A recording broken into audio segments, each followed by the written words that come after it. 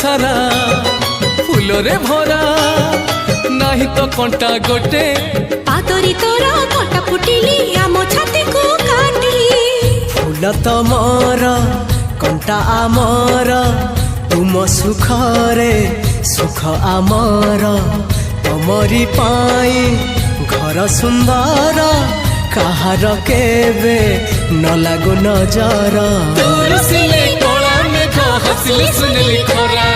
तुम तारा तुम तारा तुम तारा तुम तारा